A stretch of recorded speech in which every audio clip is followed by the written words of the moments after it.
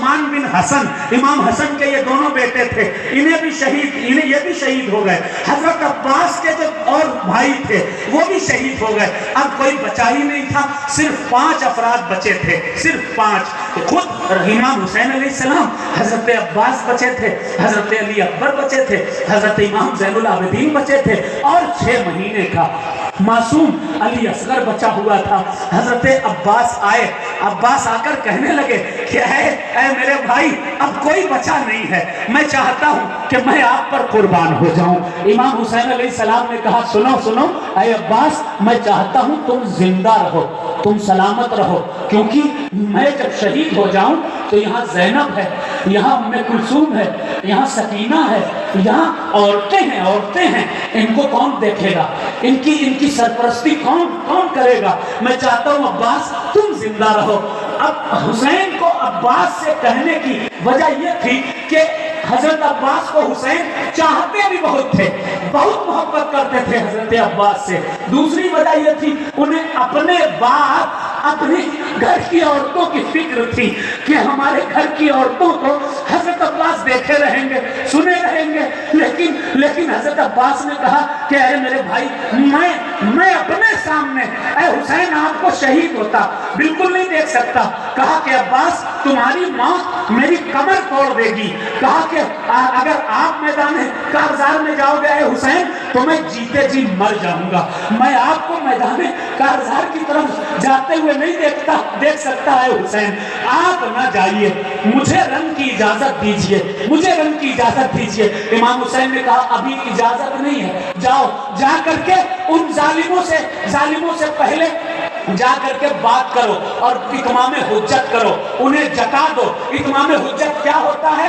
اتمام حجت کہتے ہیں جتا دینا، اس بات کو جتا دینا کہ ہم سید ہیں، ہم رسول کے گھر والے ہیں، ہم سے لڑو گے تمہاری آخرت تباہ ہو جائے گی، تمہاری دنیا برباد ہو جائے گی۔ حضرت عباس کو کہا جاؤ پہلے اتمام حجت کر کے آؤ۔ حضرت عباس گئے اور کہا اے شمر، اے ملعون، اے کوفیوں سنو، ہم خود نہیں آئے ہیں، تم نے بلایا تھا، تم نے خطوں پر خط لکھے تھے، ہم تمہارے بلانے پر آئے اور اس کے بعد تم نے دغا دے دی، ہم کو دغا دے دی، تم نے ہمارے گھر والوں کو مروایا، شہید کر دیا، ہمارے بھائیوں کو شہید کر دیا۔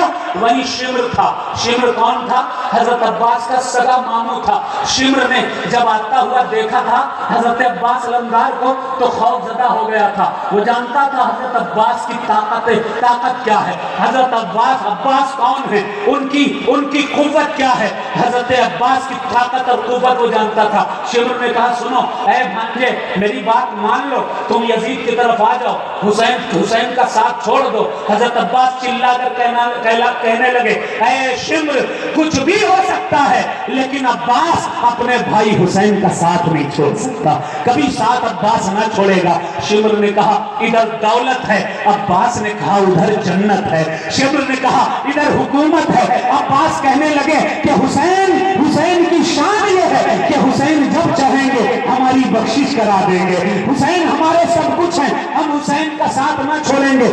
حضرت حسین عباس نے پھر کہا سنو حسین لڑائی نہیں چاہتے، جنگ نہیں چاہتے، اے شمر سنو، حسین اب بھی کہہ رہے ہیں کہ مجھے چھوڑ دو، ہم ہندوستان کی طرف چلے جائیں گے، ہم روم کی طرف چلے جائیں گے، اب یہاں پر رک جائیے۔ حسین کی ہندوستان سے محبت دیکھیے، جتنی بھی تاریخ کی کتابیں آتی ہیں اس میں یہ لکھا ہوا رہتا ہے کہ حسین نے آخری وقت ہندوستان آنے کی تمنا کی تھی۔ حسین جانتے تھے دنیا تو مجھے چاہے گی لیکن ہندوستان والوں کی طرح مجھے کوئی نہیں چاہے گا، اس لیے حسین ہندوستان آنے کی تیاری کر رہے تھے، لیکن شمر نے نہیں مانا۔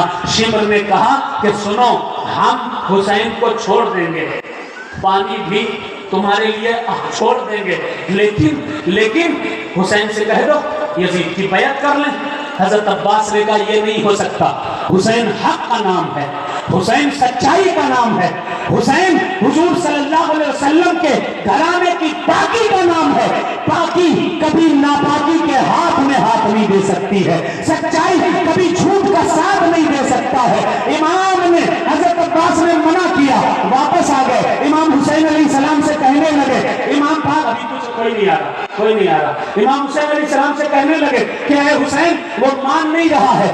حسین نے کہا پھر کیا کرو گے؟ بات چل ہی رہی تھی کہ تبھی ایک انگلی حضرت عباس کے پاس آئی، اس انگلی نے حضرت عباس کی انگلی کو پکڑا۔ حضرت عباس نے مڑ کے دیکھا تو حضرت سکینہ تھی۔ کہا بیٹی کیا بات ہے؟